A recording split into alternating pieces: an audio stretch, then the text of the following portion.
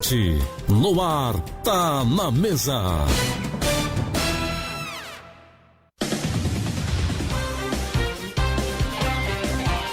Meio-dia, 16 minutos, uma boa tarde para você, tudo bem? Estamos na sua tarde de quarta-feira para trazer informações junto ao Sistema EP de Comunicações, a Rádio Zibirubá e Amizade FM. Uma quarta-feira que promete ter chuva, principalmente meio da tarde, encaminhando-se à noite. A maior precipitação. O Neide Roberto Oliveira, uma boa tarde para você. Nossas convidadas de hoje. Quem vem por aí, o Ney? Pois muito bem, Carlos. Um abraço a você, os ouvintes ligados com a gente aqui na Rádio Ibirubá, na Rádio Amizade, a partir de agora, nesse horário, o Tá na Mesa, com as duas emissoras juntas. E vamos com você apresentar, então, o Tá na Mesa. E você já podendo interagir também na nossa página lá no site www.sistemaepu.com.br e ainda a página da Rádio Ibirubá junto ao Facebook. Fique à vontade, tá certo? Para curtir, compartilhar, enfim, também fazer a sua pergunta, tá? Tirar as suas dúvidas, porque estamos trazendo aqui 13 profissionais e que eu quero apresentar aqui, agradecer, é claro, a gente fez o convite aqui, elas estão, para tratar de vários assuntos, tá certo, gente? Em referência, em especial, à infância e também à adolescência. Maiara Miller, psicóloga, também a Marisa Medeiros, psicopedagoga, e a Michele Rocha, fonoaudióloga. São as nossas convidadas de hoje. Eu quero primeiro agradecer. Eu começo aqui já para fazer a ordem correta, né? A Michele, tudo bem, Michele? Tudo boa bem, tarde. boa tarde a todos os ouvintes. E também a Maiara. Tudo bem, Maiara? Boa tarde, tudo bem? É um prazer estar aqui conversando com vocês.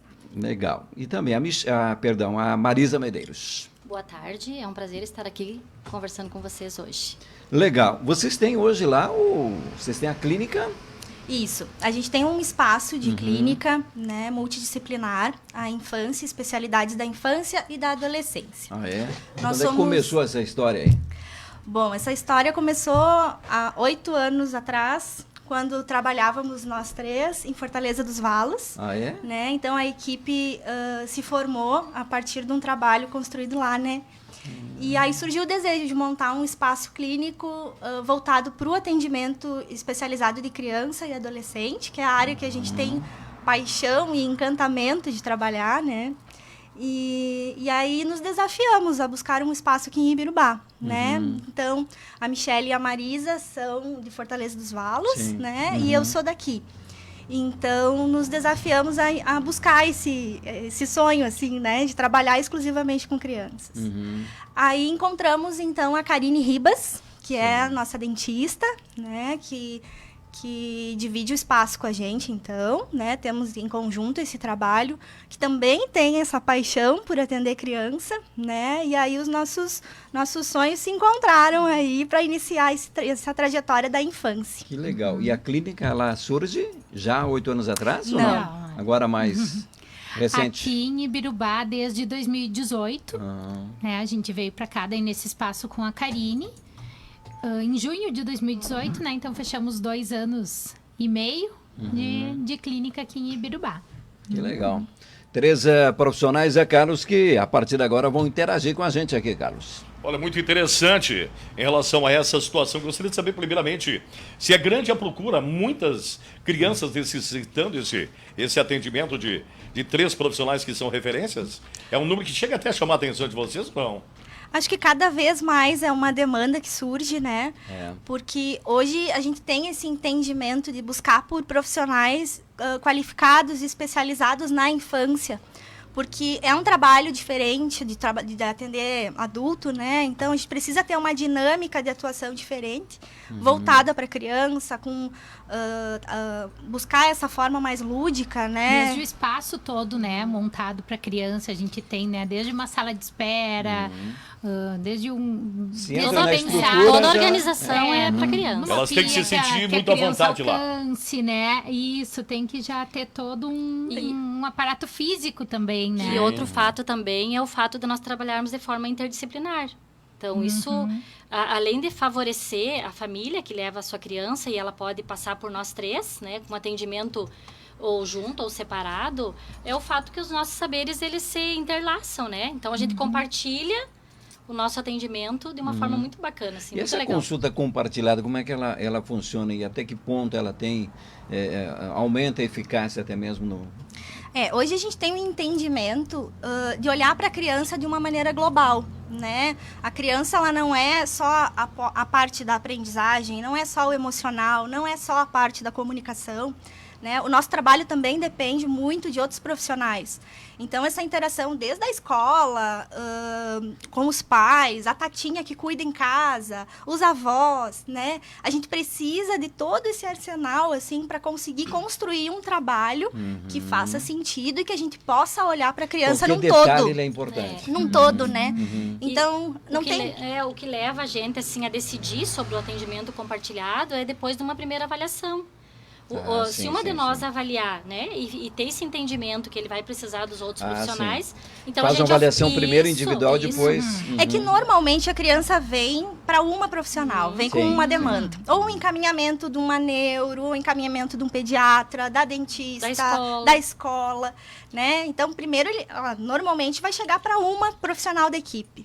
E aí a gente traz esse olhar, né, para a criança num todo, vai identificando as necessidades de cada criança também. E construindo também com a família, né? Porque como é um projeto inovador, né, não é muitas clínicas que trabalham com essa forma interdisciplinar, então a gente também vai construindo com a família, para a família ter esse entendimento de que a criança vai ter ganhos com esse atendimento. Até porque, assim, existem situações em que a criança pode ficar comigo e os pais podem ficar com a Maiara, né? Ou vice-versa, assim, ou a gente atende todo mundo junto. Então, assim, depende muito da situação que a criança se apresenta, né? Ou o adolescente. Quais são os principais problemas que as crianças chegam até vocês hoje? O que é mais recorrente?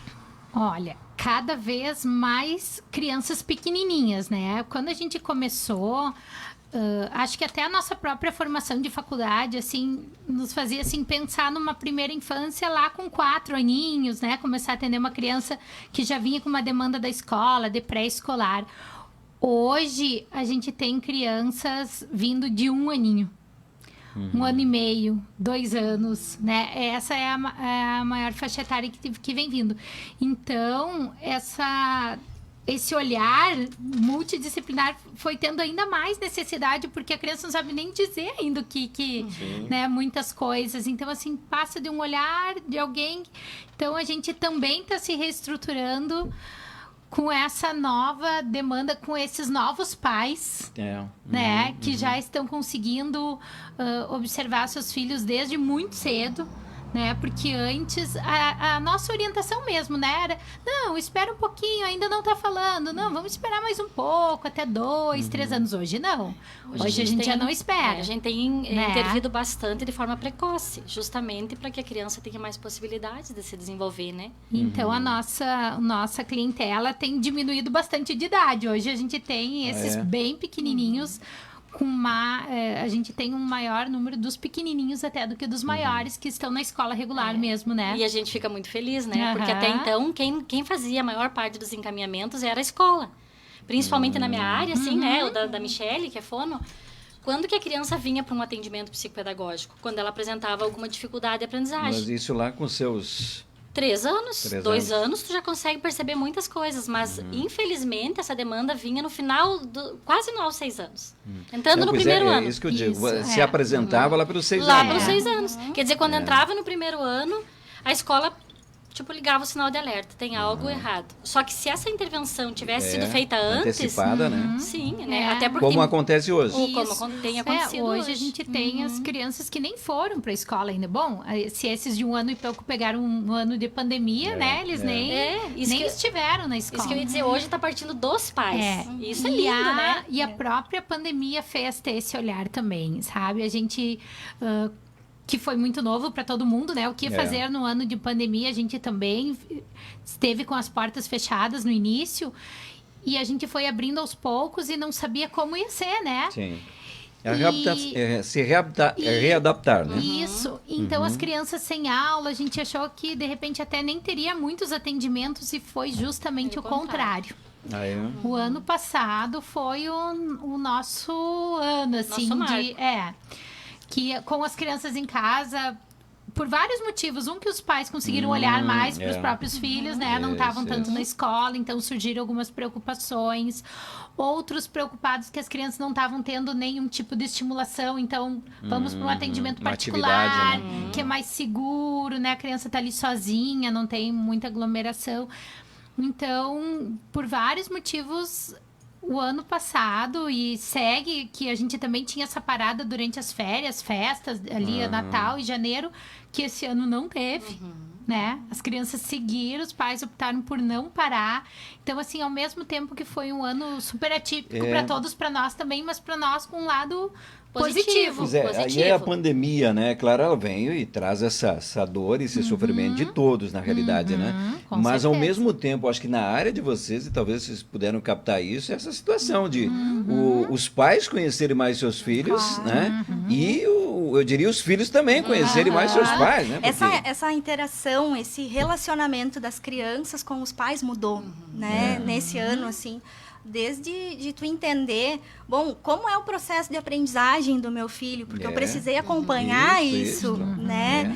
Então, bom, diante de todas essas angústias, essas ansiedades que todos nós sentimos, as crianças também sentiram, né? E emocionalmente eu vou me dando conta que o meu filho não consegue lidar com isso, eu preciso buscar ajuda, né? Então, esse olhar para como o meu filho funciona, como o meu filho se desenvolve, como ele reage a situações, como ele aprende, né? E também dúvidas, né? Como estimular essa criança, né?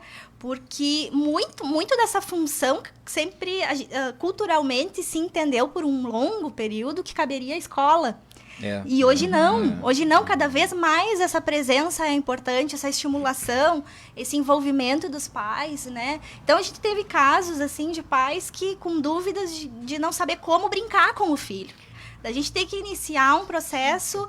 assim, desde ensinar a se relacionar, a estimular, como eu brinco com o meu filho. Você sabe que nós realizamos uma matéria, foi ano passado, né, Ney? Sobre aquelas brincadeiras de antigamente. Isso. Da bolita, da amarelinha. Isso é interessante, essa participação. A reviver aquelas brincadeiras de antigamente com o filho? Extremamente importante. Quando a gente pensou nesse espaço voltado para a infância, a gente tinha um desejo muito grande de resgatar essas questões também. Especialmente do brincar, que é o pano de fundo da nossa atividade, né? Então, o jogo e a brincadeira, e eu ainda prezo bastante pelo jogo de mesa, porque hoje, se você perguntar para uma criança qual o jogo que ela joga, o que ela vai te responder? Algo no celular, né? Exato. Então, assim, ó, existiu uma mudança muito grande de comportamento também por parte das crianças em função da entrada da tecnologia, mas até mesmo desse olhar dos pais que ficou um pouco mais afastado. E como professora, assim, eu te digo que a gente ficou muito orgulhosa dos pais o ano passado, né? Porque os pais, assim, se reinventaram no processo da educação. E isso foi muito positivo. Na verdade, era um papel que deveria ter sido exercido sempre. Mas com a pandemia, é aquela coisa que a gente diz, a gente não aprende no amor, a gente aprende na dor, né? Então, assim, mas os pais, eles realizaram um trabalho excepcional, a grande maioria. Claro que tem alguns pais que, em função de conhecimento, né, de trabalho, foi um ano difícil, mas também foi um ano que muita gente, assim, se redescobriu nessa função, né?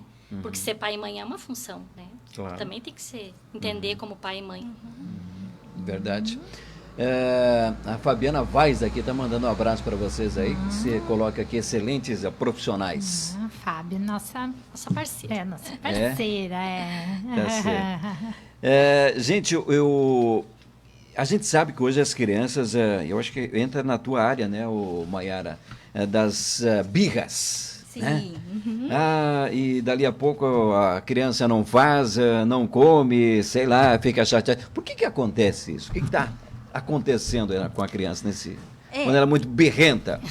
Isso é bastante comum, né? E quando a gente pensa assim, é algo que toda família enfrenta, né? Em determinado momento do desenvolvimento da criança, a birra vai surgir. E a gente sempre diz que é importante que surja. A birra é parte do desenvolver da criança, né? Principalmente na fase dos 2, 3 aninhos, né? Que é o período de maior revolta, onde a criança se descobre como ser humano, como ser individual, alguém que tem desejo, que tem vontade, alguém que atua no mundo e que quando eu exerço uma ação, eu provoco uma reação. Então, existe um testar até onde eu tenho poder nessa relação, até onde eu consigo. Ela está fazendo um teste com o pai e com a mãe. A criança está se descobrindo como ser humano. Então, assim, acho que quando a gente fala de birra, primeiro é entender em que fase do desenvolvimento ela acontece, se é dentro dessa faixa etária onde é esperada e é natural e importante que apareça. De 0? Não. De 2 a 3 anos. 2 a 3 anos. Isto. Que é o que a gente chama de adolescência dentro da infância. É o período de rebeldia dentro do desenvolver da criança, né? Bom, se a birra se estende para além desse período, aí o que a gente entende? A criança compreendeu que a birra funciona e ela vai continuar se beneficiando da birra para conseguir as coisas.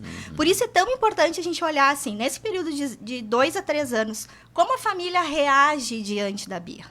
Né? Porque nesse momento é entender como um período assim, uma oportunidade maravilhosa de aprendizagem. É um momento de eu ensinar para o meu filho a lidar com sentimentos negativos, lidar com as frustrações, as dificuldades que ele vai sentir durante toda a vida. E a criança vai compreender isso? Vai compreender, vai compreender. Porque a gente acaba fazendo um reforço do comportamento dela, né? Porque se ela faz uma birra e todo mundo cede, né? Tô reforçando que aquilo ali é importante, né? Que eu consigo o que eu quero, E aí a gente tem, assim, acho que um ponto muito importante é aprender a ensinar essa criança a se comunicar. Né? Então, assim, se eu tô triste, eu não tenho que calar a minha tristeza, calar o meu choro, não é que eu não possa demonstrar, mas de que forma eu vou demonstrar e que sentido esse sentimento tem, né? Então, quando a gente fala de birra, é também entender o que ela tá comunicando para a família quando ela faz essa birra. Né? O que ela está buscando com isso? Até porque tem aquele processinho normal da birra. Se isso se intensifica mesmo entre os 2 e 3 anos, é porque ela quer fazer bem isso que a Maria está dizendo. Ela está comunicando que algo também não está com um funcionamento bem adequado. Né? Porque a criança é uma esponjinha. Quando acontece isso, tem algo de errado. Que ela está tentando se for em excesso, se comunicar. Porque tem aquele período que nem diz a Maria, normal, birra saudável. Né? Preocupa quando uma criança aceita tudo, obedece sempre. Nesse período, preocupa, porque a criança precisa aprender a se expressar. Né? Então, assim, às vezes a gente tem esse entendimento de que a criança bem educada, a criança querida, é a criança que não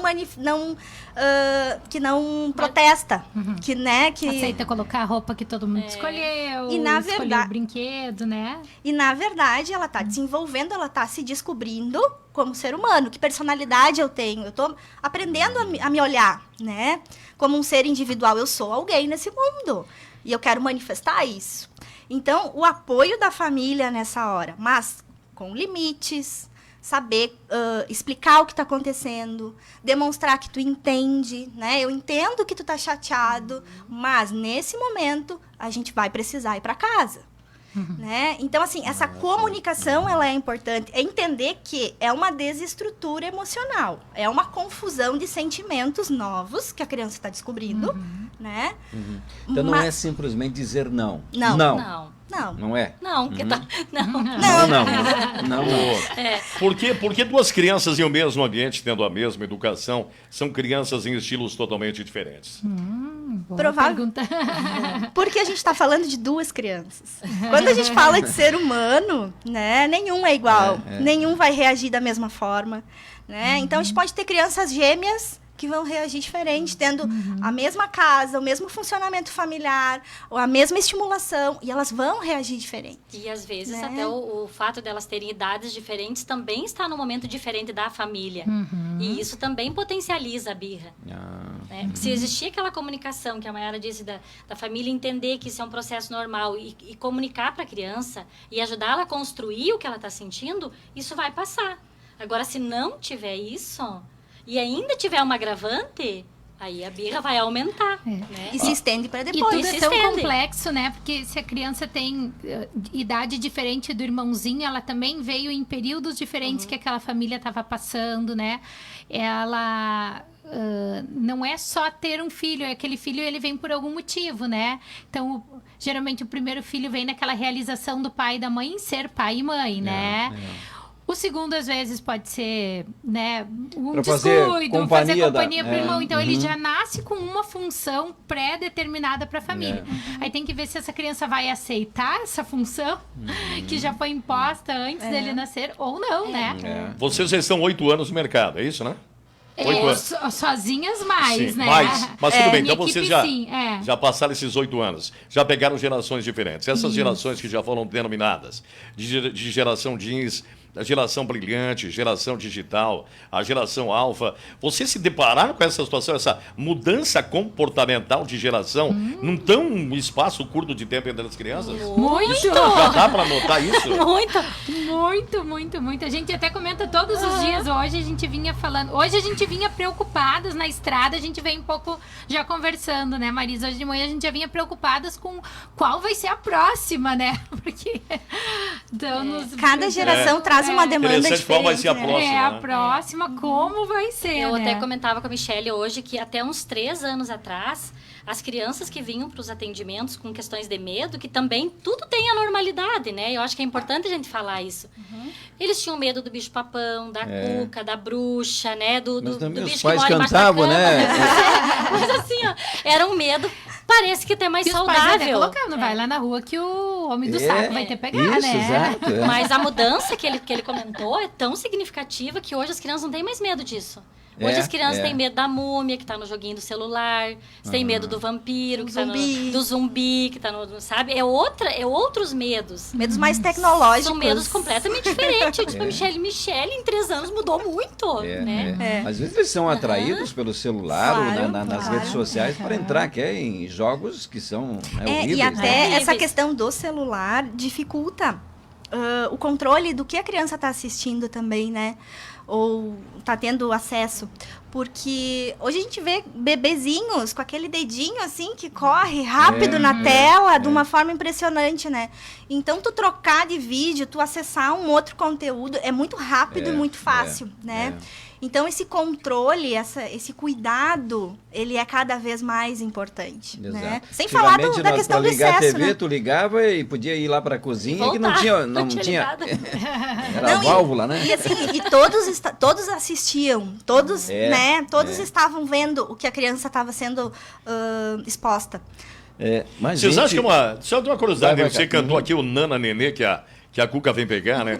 Essa geração. A gente também não dramatiza muito. Nós temos agora essa alteração do Atirei o Pau no Gato, né? Já é uma alteração musical do que propriamente muitas gerações cresceram. Você acha que isso tem uma influência negativa, tal qual era antigamente numa criança? Atirei o Pau no Gato. Isso vai influenciar a criança? Ou... Eu não sei bem a opinião das gurias, mas eu acho que virou muito mimimi, né? também acredito, eu penso Ai, como gente, você. não tinha problema nenhum. O Cravo brigou com a Rosa lá, É matou. isso. A gente não dava valor pra essa letra. Eu Exato, acho que quando a gente era exatamente. pequena, a gente Era mais brincava e saudável. reproduzia aquilo ali, Era né? mais Não- saudável. mesmo porque não o tinha tom de voz era muito agradável. Era amoroso, né? Era amoroso. né? Era amoroso. E a pessoa que cantava. Isso. Era o pai e a mãe. É, o pai e a mãe. Não, e foi justamente isso que eu quis dizer, que os medos que eram tão bons de trabalhar, assim, tão saudáveis, agora não existem mais. Existem medos horríveis agora. Hoje, crianças que não dormem, não é crianças que não dormem sozinhas de 3 anos, é crianças de 10 anos que não dormem sozinhas. É. Aí Isso vem da onde? Daí, isso aí, a gente faz uma investigação com eles, vai trabalhando, o que que aparece? Aparece lendas urbanas que assistiu, Sim. jogo de celular que não é adequado para a idade, né? Programas que incentivam a violência. Então, quer dizer, Ou até alguma situação traumática, às vezes, né? Que traz uma fantasia. Isso que é importante da gente entender, assim. A criança, enquanto ela se desenvolve, o desenvolvimento dela é a partir da fantasia, do simbolismo, né? Então, ela vai acessar a realidade na volta dela e se expressar através do brincar. Né? É através desse faz de conta, é através da fantasia, do imaginário. Isso é tão rico e é tão importante para o desenvolvimento que a tela acaba limitando um pouco, né? Então, assim, a criança vestir uma fantasia e se sentir o super-herói, se sentir a princesa, a fada, né? Traz hoje a gente só é youtubers. Mas ali, voltando um pouquinho nisso dessas letras, né, e tal. A criança, na verdade, lá quando ele é bebezinho, o que importa quando você conversa com uma criança é a tua entonação de voz, a expressão que você faz. Porque se você chegar na frente de um nenê e falar: oi, tudo bem? Como você está? Com esse tom de voz e sem fazer nenhuma entonação, a criança não vai responder para ti. E se tu contar uma notícia triste, fazendo caras e bocas, ele vai dar risada, ele não tá preocupado com o que você tá dizendo, mas com a tua atenção, né? Então tu pode até contar uma notícia do Jornal Nacional em tons de fazendo, com dramaticidade, que a criança vai dar risada. Ou você contar uma coisa sem nenhuma expressão facial, ela não vai responder, né? Então, o que importa ainda mesmo, né? É toda essa atenção, esse abaixar na altura da criança, né? Olhar Porque no quando olho. o adulto fala com a criança de cima para baixo, já fica muito longe, se abaixar, conversar com a criança, olhar no olho, sentar no chão, brincar. Não vai importar muito se atirou o pau no gato ou se não atirou o pau no gato, né? Assim, isso não vai ter tanto valor em relação ao contexto, porque tem pais, assim, que são dessa politicamente corretos, né? Ai, não podemos ensinar que...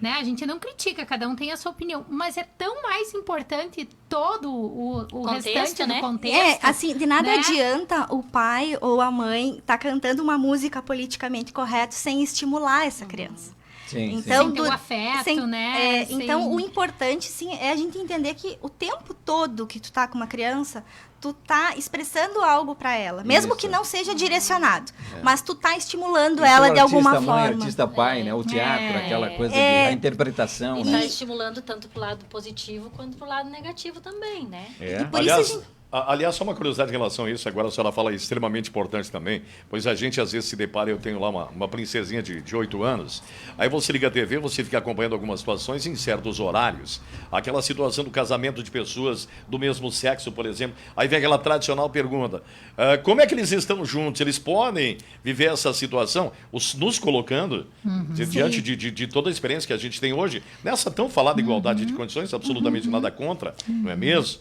Mas o que falar numa situação como essa aos filhos? A criança traz perguntas, às vezes, que a gente fica numa saia justa, não sabe como responder, até onde responder, né?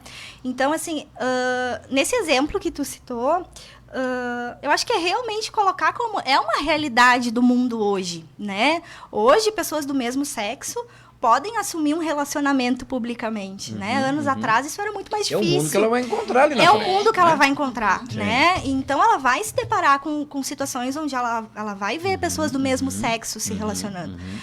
Toda pergunta que a criança faz é buscando uma orientação. E cabe a gente, como adulto, guiar, né? Orientar. Então, assim, quando elas perguntam, né, seja sobre isso, ou seja uma pergunta sobre como os bebês nascem, né, perguntas que, bom, eu falo sobre sexualidade ou não falo, até onde eu explico, né? Então, assim, às vezes essa angústia vem da nossa, é nossa angústia, É a gente que cria. né? Porque a criança quer saber como o pai pode?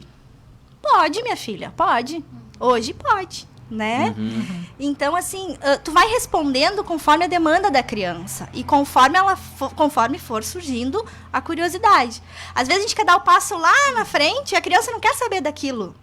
A pergunta é muito mais simples, mas a gente está ansioso Então é importante ela dar o sinal, e aí a gente entra. no ritmo dela, É? no ritmo dela. Se a criança entender que diante de qualquer dúvida ou, bom, não estou confusa a respeito de algo, se ela encontrar um ambiente familiar onde vai dar esse amparo, vai ter espaço para conversar, vai ter espaço para esclarecer, que eu vou acolher essas angústias, ela vai perguntar conforme as dúvidas surgirem. E né? isso é tão importante também, porque se a gente construir esse caminho de comunicação na primeira infância, quando ele chegar à adolescência, ele vai ter esse caminho aberto. Isso. Mesmo que ele, por sua natureza, fique mais recluso, que a gente diz, né? O que o adolescente tem? Ele tem uma caverna, o quartinho dele é a caverna dele. Ele quer organizar do jeito dele, ele quer limpar do jeito dele, enfim, né? Ele quer ficar no silêncio. Mas se esse caminho de comunicação for construído na primeira infância, ele vai continuar lá na adolescência. O que acontece às vezes, né, gurias, é que os pais procuram e eles dizem, eu não sei falar com meu filho. A gente não consegue se comunicar, parece que sempre que a gente vai falar sobre algo, a gente briga. E é muito comum isso. É muito comum. E aí, Eu sou mãe de adolescente, né? Eu tenho um de 18 e um de 27. Então, eu também vivi essas fases, claro que num tempo bem diferente. Sim, né? sim. Tanto que quando o meu mais novo nasceu, o mais velho tinha 10 anos e já era uma distância muito longa. É. Coisas que o meu mais novo nunca tinha pensado em perguntar, o outro já perguntava, né?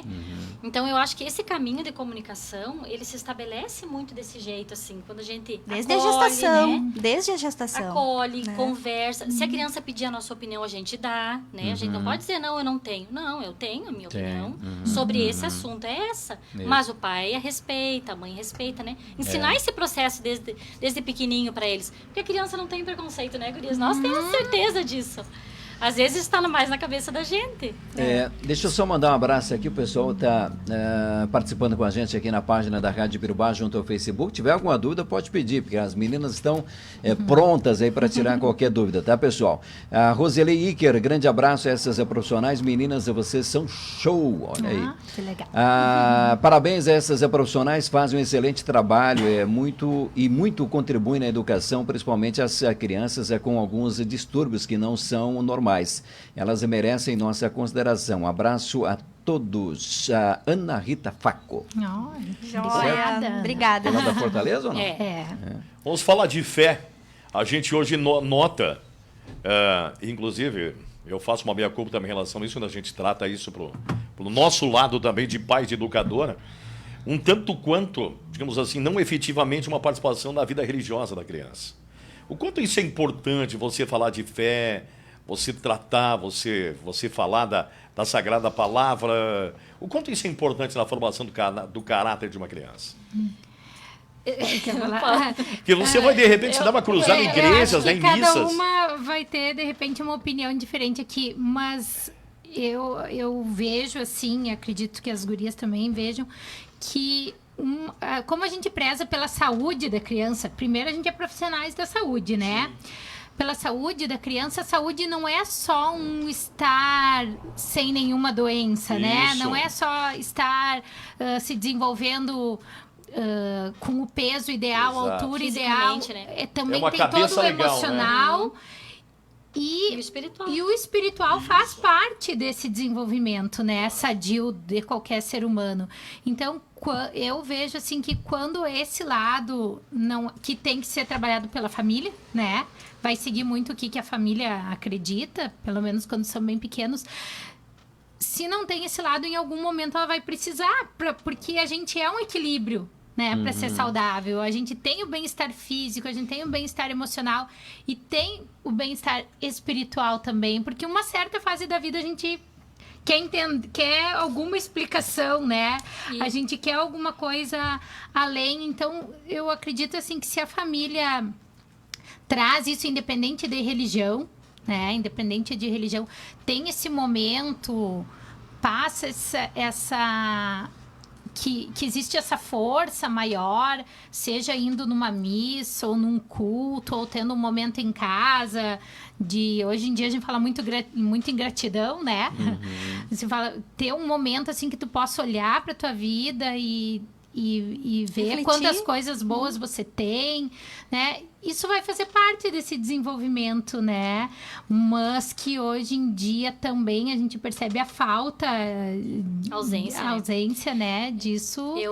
Eu assim, a gente percebe, sim. Eu concordo com a Michelle, eu só vou fazer um complemento em relação à família, assim, porque quando um pacientinho, né, vem pra gente, uma criança ou um adolescente, a gente sempre estuda o entorno dessa criança, né?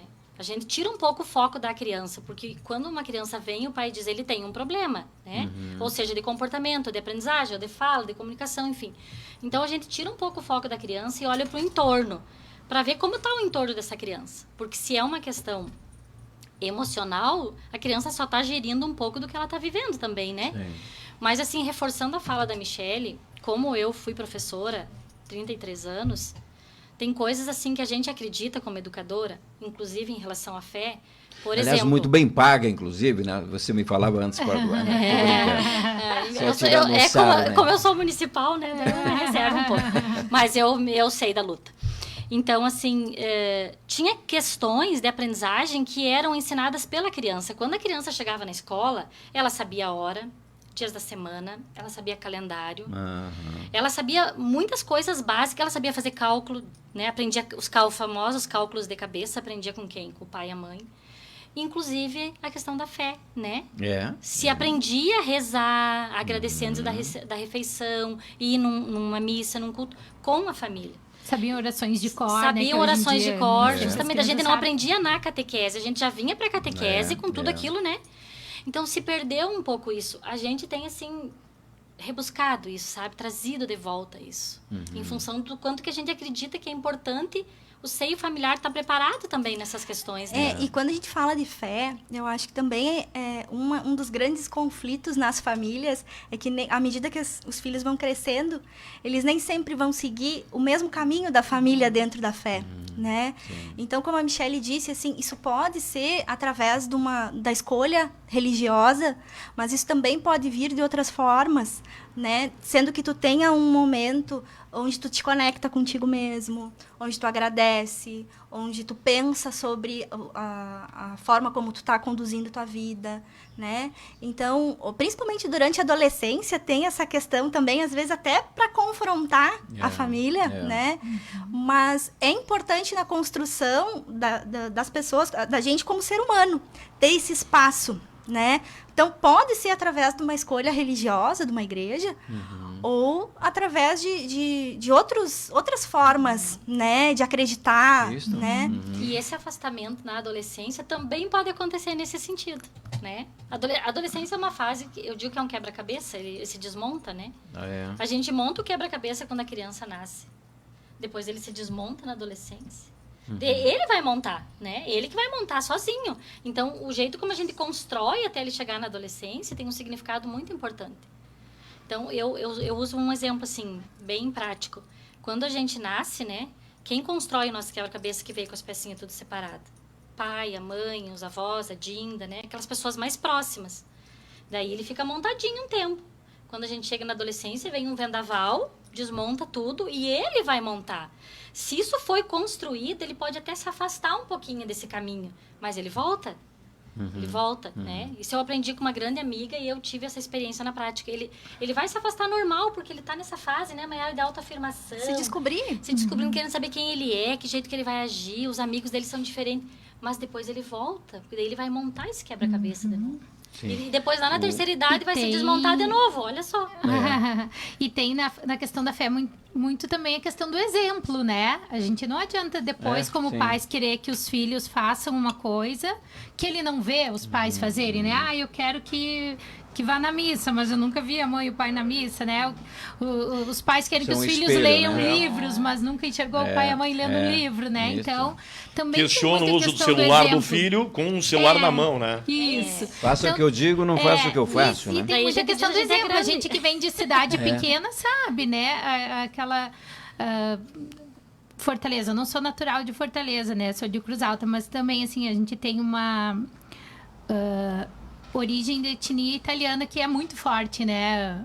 A Igreja Católica, por exemplo. Sim. Então, a gente cresceu assim, ó, domingo, podem se arrumar, que é a hora da gente ir na missa, né? Eu já não quero. Não, é a hora... Então, assim, até a gente poder melhor roupa decidir... ainda, né? Tem a domingueira. Até a gente poder decidir, a gente foi, né? E eu e minha irmã, por exemplo, até a gente poder decidir, hoje eu não vou ir domingo que vem.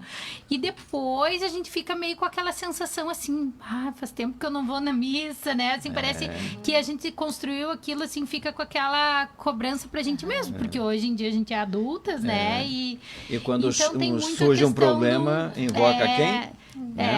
Então tem também a questão do exemplo, né? Porque a gente lá em casa cresceu vendo a mãe e o pai no domingo irem na missa, meus avós indo na missa. Então, acho que Fortaleza traz muito isso também. Já aqui a gente já tem outras religiões, outras etnias lá, é muito forte ainda a Igreja Católica, né? Então, aquela coisa assim de... E também os profs de catequese, né, dão uma puxada, é obrigatório, na missa, aquela coisa assim que depois vai se criando um hábito, né? Mas no início tem que dar uma... Aliás, obrigatório.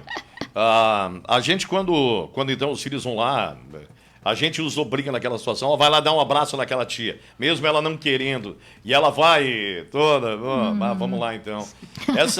Eu já ouvi algumas vezes que não seria legal, até pois não é ela, isso não parte dela. E seria até uma situação de uma autodefesa, propriamente da criança, do que na frente ela pode vir a enfrentar quando não está na nossa presença. Isso corresponde? A bênção, né? Que antigamente eu acho que é bem importante a gente falar disso, porque é algo muito comum na vida da gente. Assim, isso, né? vai lá dar um abraço naquele tio, abraça a tia.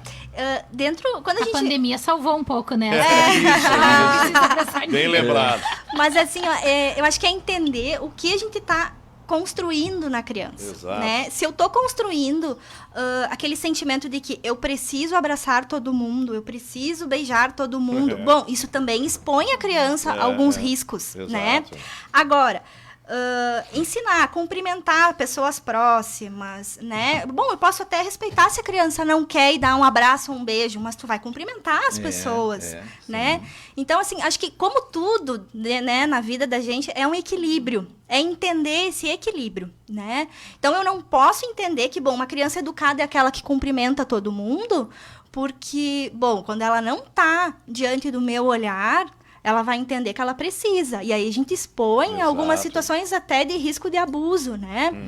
Então, assim, é realmente entender como parte das relações, né? Faz parte do se relacionar com as pessoas. A gente cumprimenta. Vou chegar na casa de alguém, eu tenho que cumprimentar os donos da casa, Isso. né? Mas tem também aquela situação da timidez. Ela Sim, pode ser também. educadinha, legal, mas é tímida, né? E aí é respeitar isso, sabe? Entender se, bom, se a gente tá falando de uma timidez que traz uma disfuncionalidade, que traz limitações para a criança, traz sofrimento, bom, aí é algo para a gente avaliar, para, né, intervir. Mas se a gente está falando de uma criança que tem uma personalidade mais retraída, isso vai aparecer desde pequenininho, né? Mas isso não faz ela não precisar entender que existem regras sociais, né? Porque a Que vida é uma das coisas que se a perdeu gente um vive pouco. em sociedade, né? Então, por mais que eu seja tímida, eu tô chegando num ambiente, eu vou ir jantar com meu pai e com a minha mãe na casa de um conhecido, eu preciso cumprimentar essa pessoa, nem que eu não queira abraçar. Não. Existem regras sociais que a criança precisa entender. E quando isso que a gente já começa a observar lá nos pequenininhos, quando eles não conseguem entender algumas regras sociais, pode ter alguma coisa de distúrbio nesse desenvolvimento, porque a criança, ela é um ser sociável, ela precisa ser um ser sociável. Ela vai chegar na escola, danada, né? É danada. Daí vai entrar nisso que a Mayara disse. Até que ponto que é da personalidade dela ser mais tímida, ou é uma timidez que a gente precise trabalhar, né? Que traga sofrimento para a criança. Ou até seja um sintoma de algum transtorno do desenvolvimento, né? Porque essa dificuldade na interação social pode estar associada também, né? Alguma questão do desenvolvimento infantil, né? Então, que a gente vai precisar trabalhar. E aí, bom, vai ter outros sintomas junto, né? Outras questões junto, né? Assim como tem crianças que são extremamente sociáveis, que elas não precisam nem dizer, né? Porque a escola... Aí os pais até têm que frear um pouquinho.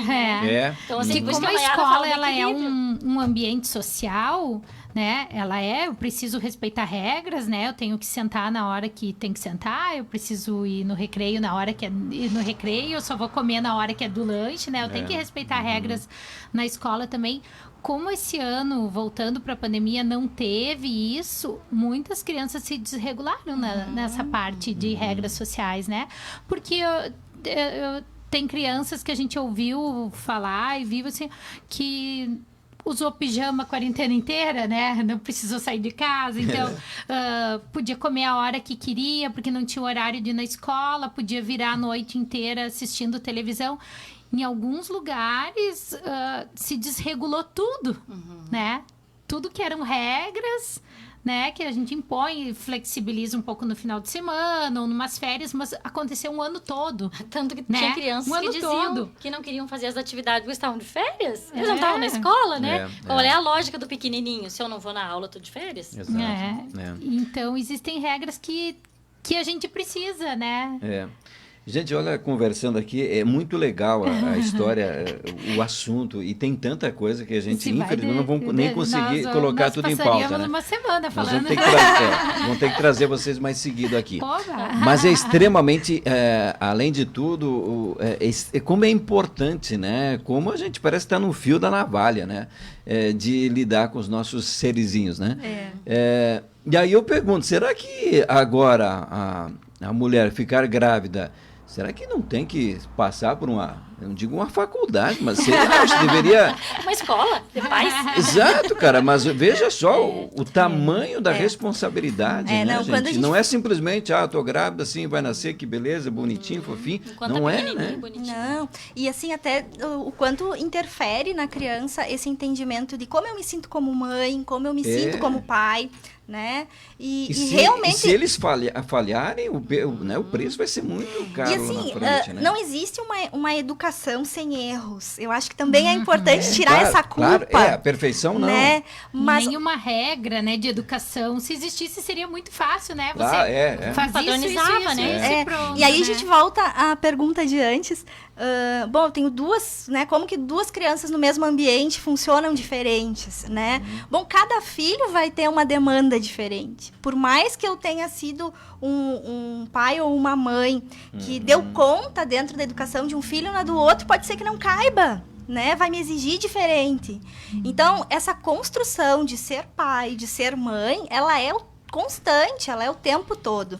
Porque as demandas da criança também vão mudando. E aí eu, enquanto pai e mãe, vou ter que e vai me se ajustando. construir com o filho. Então não adianta também só a gestante querer se prepará-la, porque ela vai construir esse ser mãe com aquele filho, né? Não antes de ter o filho, ou porque é aquele ser que vai ensinar para ela e ela que vai ensinar, né? É uma troca, então não tem muito o preparar o antes sem conhecer a personalidade daquela criança, né? E uma questão também importante é que a gente está falando mais aqui, né? Direcionado para crianças, um desenvolvimento dentro do esperado, né? Assim. Mas a gente nem falou para ti de tudo que a gente recebe que não tá dentro desse esperado. Que aí sim, então, se você tem problemas normais para resolver, aí você tem mais dificuldades se você não tiver conhecimento também para ajudar a criança ou o adolescente. É muito complexo, então, é muita coisa. Vocês assim, trabalham com crianças autistas lá? Sim. Bastante. E tem crescido esse número atualmente? Assim, ó, não é exatamente que o número tem crescido, é que se mudou muito a nomenclatura, né? A gente usa, quem nos norteia é um manual de diagnósticos que é internacional, né? Então, até um tempo atrás, a criança ou ela era autista ou não era autista. Existiam outras síndromes e distúrbios do comportamento que eram classificadas com outros nomes. E hoje em dia a gente não usa mais o autista, usa o transtorno do espectro autista. Então, como esse espectro pegou todos esses outros distúrbios lá independente do grau. Independente do grau, e trouxe outras coisas que antes eram até síndrome de Rett, hoje também entra no espectro. Trouxe outras coisas e esse espectro ficou tão grande, por isso que ele é chamado de espectro, porque uma síndrome tem aquelas características, né? Por exemplo, síndrome de Down, tem isso. Como ele passou desse nome para espectro, ele pega características muito diferentes. Sim. Então, a gente se tem aquela impressão de que aumentou muito. Também a gente acha que aumentou. Não, né? e até também, porque... abrindo um parênteses, mas assim, também tem a ver com essa questão do nome, sabe? Então, antes o que era só um distúrbio no comportamento ou no agir da criança que entrava em outra classificação ou nem tinha, hoje entra no autismo. Mudou a forma de identificar, mudou a forma de classificar, né? Mas hoje é uma evolução muito grande também que vocês profissionais fazem na criança, hein? Também. Aliás, as parabenizo, que é assim fantástico, você vê crianças muitas vezes, isso gera uma preocupação muito grande nos pais. Mas com o passar do tempo lá com uma profissional realmente dedicada, é um avanço assim enorme que a criança mostra. Enorme. Não, enorme. E uma outra questão também contribuindo no autismo é que se uma criança era hiperativa, por exemplo, e era também autista, eles catalogavam como hiperativa. Então, ficava aquele autismo esquecidinho, escondidinho. Com essa abertura que a Michelle falou, hoje é tudo separado. Então, tem crianças que têm mais de uma coisa junto, né? Então, eu acho que a nossa intenção como clínica da infância é justamente isso, assim, poder atender as crianças que não vêm só porque estão com algo emocional que está afetando ali pontualmente ou algo da fala, mas são crianças também que têm o transtorno do espectro autista, que são hiperativas, que têm déficit de atenção, têm dislexia, né? Dificuldade de aprendizagem. Tem dislalia, que nem sempre então, quer assim, dizer, né, tem que muitas nuances aí dentro Não. do nosso trabalho. Quem é fonoaudiólogo aí? Sim. Quem é? Você faz uma cantora, você faz um cantor, uma criança lá. Se eu colocar uma criança com 2, 3, 4 anos lá, você pode fazer essa criança afinar? Ela pode, através da fonoaudiologia, ela cantar melhor que propriamente uma criança que lá não esteve. Virar o Eu sei, Roberto tudo isso é uma Carlos, situação de dom, né? É um talento natural. Isso que eu Mas ia a gente dizer, pode tem trabalhar o dom. isso? Pode trabalhar sim. Claro que tem o dom, né? Sim, Assim lógico. Como se a gente Vocês são trouxer, por exemplo, do jogador de futebol, né? Pode pôr um na escolinha a vida inteira, depois Isso, o exato. fenômeno surgiu lá do nada. exato. Claro que existe o dom. Mas, por a prega vocal ser um músculo, né, ela é totalmente trabalhável, né? Então a gente pode trabalhar questões de respiração, de voz, né? Se a criança tem o perfil também de querer fazer, porque também tem todo o trabalho de não ser tímido, né, para cantar, essas coisas todas, mas a criança querendo, existe todo um trabalho que se pode ser feito sim, porque são coisas, já é diferente da estimulação ali da criança, que envolve várias coisas além, né, coisas da família, simbologias. Ali não, é um treino respiratório, é uma hidratação da prega vocal, é um trabalho muscular. Tem desejo, regra, disciplina, né, de treinar todos os dias um pouquinho, aí esperar passar essa muda vocal para ajustar bem a voz. Aí, vocês têm esse dom ou vocês treinaram para ser radialistas? Treina. Treina? O Carlos passava treinando sentadinho na escada, que dá acesso à rádio desde criança. Agora eu vou dar uma de fonoaudióloga mesmo. E o copinho de água de vocês, onde aqui tá? à minha E a frente. maçã? Aqui E à a minha maçã? frente. Tá aqui, pra você não duvidar. E o que eu, Michel? Eu peguei ela. É, verdade. Mas a gente já tá precisando. Vamos pegar, Carlos, pega lá então, Galão. Solange Gotenza, muito bom, interessante debate, legal. O Felipe também está aplaudindo, Felipe Cachon está aplaudindo vocês aqui também. E a chupeta, Maiara? Ai. A chupeta. A chupeta. É bom, é ruim, não chupeta- deve sim? Então, a chupeta, ela tem uma função, né? Ela não vem por acaso, ela vem por uma necessidade da criança, do bebê, né? A necessidade da sucção, né? Então, ela é uma forma de tranquilizar, ela é uma forma de acalmar, né? Então, assim, é uma forma da gente também ensinar a criança a reagir às questões da volta dela, né? Quando a criança está muito agitada, ela vai sugar a chupeta, aprende a se tranquilizar, aprende a se regular emocionalmente. Então, assim, o uso da chupeta, bom, a gente vai encontrar inúmeras formas inúmeras opiniões, né? Sim. Mas ela A pode... opinião da fono e da dentista é diferente. Mas, assim, ó, emocionalmente, ela pode cumprir uma função. A questão é que... Ainda bem que tu falou. Ela não é... Para as pregas vocais. Muito bem. A questão é que a chupeta não é a única forma de conseguir isso. Então, ela Pois é. pode ser uma das formas. O que preocupa no uso da chupeta? Preocupa quando ela excede um tempo, ou o uso dela é muito intenso, ou a criança, tu percebe que ela precisa muito daquilo para conseguir se acalmar. Bom, com o tempo ela vai precisar aprender a se acalmar de outras formas, Exato. porque ela não vai ter a chupeta a vida inteira, né?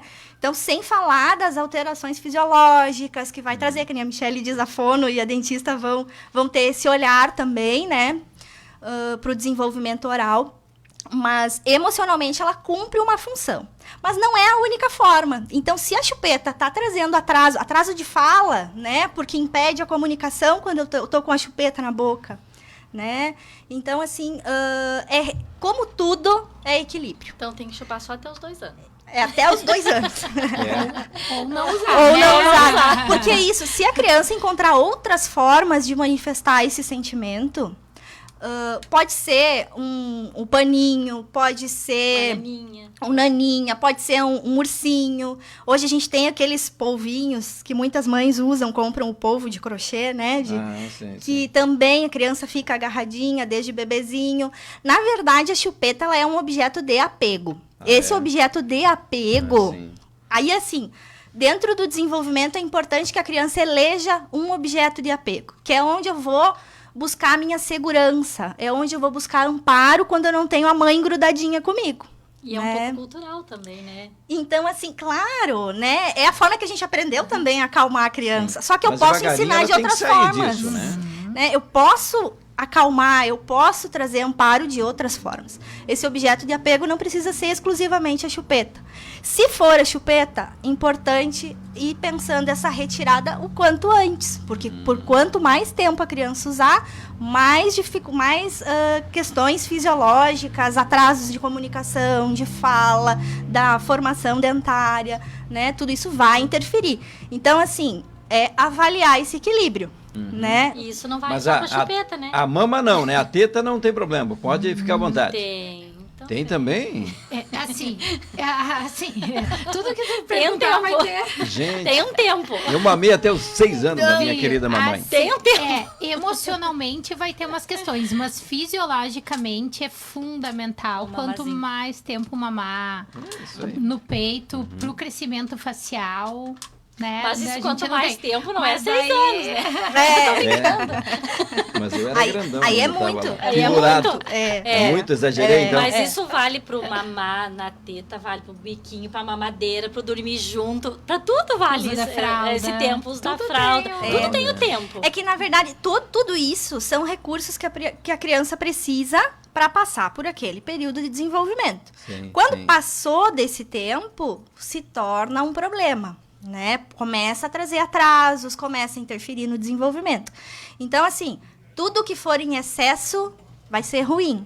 Né? É o meio termo. Né? Começa a interferir na vida da mãe também, né? Porque daí a mãe... Também. Pensa na tua mãe. Tu sentava e queria mamar, já limitava.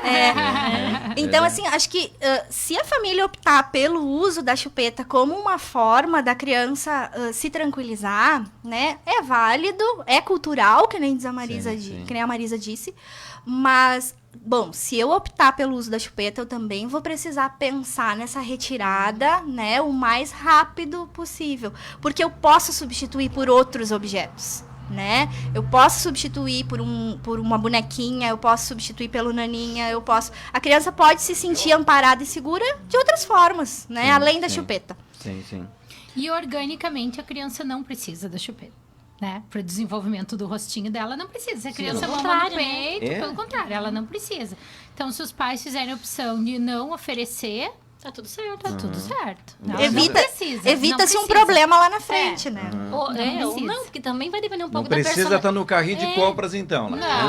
Não. É que assim, vai depender da retirada da personalidade da criança, do tempo que os pais vão investir nisso, né, Mayara? Claro. Do jeito como vai ser conduzido. Então, pode ser traumático, mas pode ser bem natural também, né? Tudo depende do jeito como a gente vai fazer. Excelentes profissionais, assunto muito importante. Um abraço, colega Michele, da dona Shirley Yost. Doutora Shirley, minha colega, doutora, nossa pediatra. Joia. Essa equipe é fantástica. Um forte abraço da Ivone Becker. Legal. A gente falava das chupetas, as fraldas também é uma situação bem delicada, né, Mayara? Também. Não é tão simples assim. Aí a gente vai precisar pensar assim, existe uma estrutura orgânica que precisa estar madura para essa retirada de fraldas. Então, nem muito cedo, mas também não muito depois. Além da questão emocional, da criança se sentir segura e pronta para fazer isso. Então, a criança ela vai manifestar, ela vai comunicar de alguma forma para a família que é o momento de retirar a fralda. Então, assim, ou a criança começa a avisar que está fazendo o xixi ou o cocô, ou a criança começa a se isolar, sai do contexto, sai de perto da família para poder fazer, né? Bom, o que ela está mostrando para a gente? Que ela está entendendo a hora de fazer, ela está sentindo, ela está conseguindo se compreender, né, na parte muscular, né? E aí, bom, é chegada a hora de fazer a retirada da fralda. Outra coisa importante é que a criança consiga se comunicar bem, Porque como é que eu vou exigir de uma criança que tem ou um atraso de comunicação, né? Como é que eu vou exigir que ela manifeste isso, né? Então, também ela precisa aprender a comunicar isso para a família, a hora de levar no banheiro, né? Além da questão emocional, eu não posso antecipar uma fase na vida da criança, né? Resumindo, não é para fracos, né? Não! Resumindo, essa tarefa não é para fracos, né? Eu tô aqui, eu vou sair daqui dessa conversa com vocês dizendo claramente que as mamães vão ter que fazer uma faculdade, cara. Vocês vão ter que montar aí uma... Mas assim, A gente tem, mas é impressionante, a gente tem o café né, da gente? infância. Nós temos um... Gente, se Mas, você Vanei, pudesse, olha, eu quero ser mãe, então tá, só um pouquinho, eu vou te dar uma lista aqui, né? que tu tem que aprender. Cara, isso dá um livro, não dá? o que é o principal? Eu aprender a olhar para minha criança. Se eu conseguir me relacionar bem, criar um vínculo onde eu consiga compreender o que essa criança está me comunicando, o que ela está me dizendo, se ela está fazendo birra, se ela não está, se ela está muito quietinha ou ela é muito agitada, o que ela está comunicando para mim. Então é essa relação que tu constrói com a criança que vai te guiar. A própria criança vai demonstrar o que ela precisa, Não, se tu estiver atento. Às vezes os pais dizem, mas não é tão fácil, eu tentei, mas é que isso não é uma tentativa, isso é um investimento. Tudo que você quer ensinar para alguém leva um certo tempo, né? Isso é que nem escovar os dentinhos. A gente diz que 21 dias o hábito está internalizado. Então, pensa, tu tem que fazer 21 dias para escovar os dentes, 21 dias para tirar a chupeta. Tudo é um hábito, né? Mas, Marisa, aí vem aquela situação, logo do início que a gente falou, né? De uma situação que os filhos eles não passam, o tempo é muito pequeno, o espaço de tempo com os filhos. E aí? Infelizmente, né? E como conhecer tudo isso, gente? Né? Esse é o grande dilema de pais que têm uma vida profissional, né, num tempo curto em casa. Isso. E aí A pandemia agora aproximou isso, mas daqui a pouco vai de novo dissolver, né? Daí vem a qualidade do tempo, né? Não a Isso, quantidade do tempo, exato. né? Aproveitar bem. Eu tenho uma ou 2 horas, sei lá, né? Cheguei Vamos em lá. casa de noite, daí eu posso estar com a criança e não no celular, né? Então começa as questões da qualidade do tempo, Só que né? claro que a gente entende que tem realidades diferentes, que tem mães que chegam em casa, tem que organizar a casa, né? Lavar a louça, preparar o almoço do outro Filhos dia. de Tudo diversas tudo idades, isso é né? muito corrido, são né? desafios muito Mas grandes, igual, né? Se a gente optou por ser pai e mãe, a gente também tem que ter tempo para exercer essa tarefa bem feita. Porque é aquilo que tu disse, a sementinha que tu vai plantar hoje é o fruto que tu vai colher amanhã. Então, que qualidade vai ter esse fruto também? Por isso tem que ser muito bem pensado. E por isso que é tão importante essa construção começar desde o início, desde bebezinho, tu aprender a te comunicar com o bebê, conversar, explicar o que vai acontecer, explicar as regras, porque a criança às vezes se desorganiza porque ela não sabe o que estão esperando dela. Então, assim, essa comunicação, a gente como adulto sabe o que o ambiente espera da gente, mas a criança não. Então, se eu vou levar meu filho no supermercado, né? Eu chego lá, tem 1 milhão de estímulos, tem um monte de coisa interessante e eu quero que a criança não reaja àquilo. Então, se antes de eu ir para o supermercado, eu conversar com o meu filho, que a gente vai no supermercado, mas a gente não vai mexer nas coisas. Bom, isso tudo são construções que tu vai fazendo. Tem aquela imagem, né, Maiara? Você já viu, né? Que tem, acho que não sei se é o pai que está puxando o carrinho e o bebê está agarrado nele sendo arrastado, né? Mas isso, né? Então, que não houve aquele preparo antes, né, de sair de casa. A criança funciona muito bem quando a gente consegue antecipar e explicar para ela, fazer combinados. O que eu espero de ti, né? Então, se eu chegar num ambiente que tem um monte de... E não pode ser uma comunicação agressiva, né? Não, preferencialmente. Quanto mais afetiva, melhor, Isso, exato, né? E daí vamos dizer que a criança foi no ambiente e fez todo o esperado. Reforçar, que bom que você fez isso. Porque a criança também gosta do elogio, de saber que foi, que superou a expectativa do pai e da mãe, né? Então a gente gosta, né? Então a gente tem que cuidar para sempre valorizar os comportamentos bons da criança, elogiar e tentar não valorizar tanto os Reforçar, ruins, né? Não reforçar tanto os ruins. E uma então questão aí também vai tendo... que parece que a gente está falando aqui e essa sobrecarga fica mais para a função materna. Porque a gente fala muito do gerar, né? Do esperar. Mas, enfim, assim, ó, a gente também tem observado, e até pela... né, eu vou falar pela minha experiência também, assim, que quanto mais o pai participar, mais possibilidades de sucesso a gente tem. Porque a gente também tem isso. Tem mães que não deixam, né, não permitem a participação do pai quando é pequenininho, e aí depois de grande o pai também não vai participar, né? Tem mães que, em função de outras coisas, acabam educando sozinha, enfim, né? Ou são mães por opção. Ou dizem aquela frase, ó, não obedeceu, eu vou falar pro pai. Isso. Né? Então, assim, ó, essa participação efetiva dessa figura masculina é, assim, fantástica. Tanto que a gente tinha uma ideia, antes dessa pandemia, né? De trazer um palestrante de alto nível, assim, para a região, que é o Piangers, porque ele fala de forma muito linda do papel do pai, que também ficou esquecida por um tempo bem grande. Né? Isso, tudo era da mãe, né? A mãe ensina, a mãe educa, a mãe leva na catequese, a mãe vai para a escola. Hoje a gente vê que isso está compartilhado e a gente está muito feliz que isso está sendo compartilhado. Os casais mais jovens, eles têm um outro entendimento disso. Uma dinâmica diferente. Diferente, é isso aí. É verdade. Deixa eu ver, belas palavras, bem isso, a atenção dos pais com seus filhos, né? Exemplo, minha filha tem 1 ano e tem síndrome de Down, com estímulos já está nos passando, né? Segurança e gestos aí que mostram isso. É o Felipe e a Rosângela Cassol. Ah, que bacana. Que legal. Muito bem.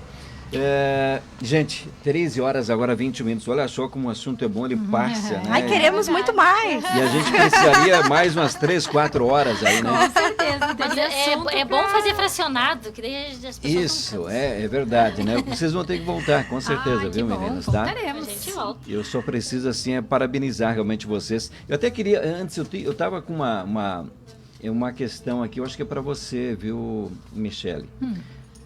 Do teste da linguinha, o quanto ele é importante, né? Até coloque pra gente, até pra gente finalizar isso. Bom, O que ele acaba detectando? Tá, então assim, ó, a gente tem o teste da linguinha e o da orelhinha. Hoje em dia, obrigatórios, também tem o do olhinho, São obrigatórios, né? São obrigatórios. Eles entraram como uma lista do SUS obrigatórios. Então, o que quer dizer? O SUS tem que fazer. Então, esse obrigatório quer dizer que a mãe pode procurar, né, na rede... Não vai haver a negatividade. Vai conseguir. Então, o que faz? O teste da linguinha, ele nada mais é super simples do que ver a funcionalidade da linguinha logo que a criança nasce. Se ela não tá com o freio lingual preso, aquele famoso piquezinho na língua que a gente dizia, porque tinha coisas que a gente ia detectar na criança lá grande. Eu não falo R, vai ver a criança tem a língua presa, uma coisa que poderia já ter sido solucionado antes. A criança não pôde mamar no peito porque escorria o leite, tinha uma linguinha presa. Então, problemas que eram muito fáceis de ser solucionados se colocasse isso como obrigatório. Porque o pai e a mãe que vão numa pediatra com frequência, acabavam tendo isso, mas aquela criança lá da rede SUS que não tinha, né? Então se tornou obrigatório para a gente já solucionar alguns problemas lá atrás. Isso faz logo depois? No momento que nasce, já pode fazer. Às vezes, se passa um pouco despercebido, dali alguns dias a gente já faz, né? Já avalia, ergue a linguinha, vê o tônus, se tem força para mamar. Porque só o fato de não conseguir mamar no peito já acarreta várias outras coisas, né? Desde questões nutritivas também para a criança. E o da orelhinha, já vou aproveitar então, né? O da orelhinha também, a gente usa um aparelho de autoemissões e detecta já se a criança tem sinais na cóclea. Que também antes, uma criança com uma dificuldade para ouvir era detectado quando? Lá no 1º ano. Né? A criança não estava aprendendo direito, ou não estava conseguindo se alfabetizar, ou um pouquinho antes não estava demorando para falar. Daí que a gente ia detectar que a criança poderia ter um problema auditivo de uma coisa que poderia ter sido detectado lá no nascimento, né? Então, a gente tem aí o teste da orelhinha, da linguinha e o do olhinho, que entrou também como obrigatórios, que são questões muito simples e rápidas, mas é uma forma de garantir que quando a criança chega lá na escola, pelo menos a gente vê lá na carteirinha de vacinação dela. Fez o teste da linguinha, do olhinho, da orelhinha. Bom, então, um tanto já tá. Já dá pra descartar. Já vamos investigar daí pra frente, né? Que bom. Pessoal, qual é o contato de vocês aí, o telefone para agendar consultas aí com esse trabalho de vocês? A gente não tem um número específico da clínica, né? Então teria que ser o contato de cada uma, porque todas nós trabalhamos em outros lugares, então cada uma controla a sua agenda, né? A gente tem os contatos, então, nas nossas redes sociais, Isso. né? Como é que o pessoal acessa lá? Infância, especialidades da infância e adolescência, tá? Infância, especialidades da infância e adolescência, tá? A pessoa abre lá a Isso. página no Facebook. Isso, lá tem os No contatos, Instagram os também. contatos, né, de nós três, então, psicopedagoga, psicóloga, fonoaudióloga e da nossa dentista, que hoje não pôde estar aqui com a gente, mas que também tem o contato lá para agendar. O endereço de vocês é? Rua Mérito, 638, fica ao lado da delegacia de polícia, aqui Isso. de Birubá. É antes Tá. ou após a delegacia? Antes. Antes da delegacia. Bem do ladinho. Tá certo, ótimo. Michele, parabéns pelo teu trabalho, muito obrigado pela Obrigada. vinda aqui, sucesso, tá? Obrigada. Parabéns pelo seu trabalho também, muito importante. Obrigado. Maiara, eu contatei com a Maiara, né? Depois a gente até conversando um pouquinho com elas, mas eu trabalho com mais profissionais, então venham lá, porque serão bem-vindas. E olha só, foi muito legal, muito produtivo realmente o nosso assunto aqui, tá, Maiara? Precisando, estamos à disposição. A gente que agradece o espaço e a confiança no nosso trabalho, no nosso saber também. Poder compartilhar isso tudo com o maior número de pessoas, assim, gratifica muito. Joia. Marisa, da mesma forma, muito obrigado. Eu fico muito feliz também de estar aqui contribuindo com as minhas colegas e a gente se coloca à disposição, né? Joia. Tá certo, gente? Então, a infância e especialidades da infância e adolescência fica aí junto à Rua Mérito, ali antes de você chegar na delegacia de polícia, como referência, né? E ali o pessoal está à disposição, você pode também já por ali mesmo marcar na agenda, né, de trabalhos, horário, começa atendimento lá? A partir das 7, depende da agenda. Depende também. Hoje, por exemplo, às 7h30 a gente já estava atendendo. Até porque, assim, a Michelle e eu atendemos também em clínicas em Fortaleza e a Maiara atendendo a 15 de novembro, sim, então sim, a gente sim. tem que É organizar. uma correria. Isso, Que legal. Sinal que a gente ama Mas o que pode faz, nos né? chamar pelas Sinal redes que- sociais também, às Também, vezes os também. pais têm alguma dúvida Isso aí. que é só uma Orientação, dúvida mais né? de orientação, a gente pode responder ali também. Legal, muito bom, gente, foi muito legal realmente a conversa com vocês aqui, tá? E certamente os papais e as mamães em casa adoraram, né? Mas qualquer dúvida, o quanto tem de informação, a gente ficou muita coisa para trás, por isso que a gente vai ter que contatar com elas para outra hora vocês estarem aqui com a gente. Que bom. Na Rádio Birubá e também na Rádio Amizade, tá? Pessoal, se de repente você não acompanhou na íntegra, tá? Daqui a pouquinho já fica salvo lá na página da Rádio Birubá junto ao Facebook, tá? Fique à vontade, aí você tem todo o nosso programa do início ao fim, tá certo? Valeu, Carlos! Valeu, né? Até amanhã de novo. Até amanhã, no Valeu. nosso Tá Na Mesa, aqui nas rádios Ibirubá e Amizade, a gente vai fechando. Gente, uma ótima quarta-feira a todos vocês. Valeu, tchau, tchau!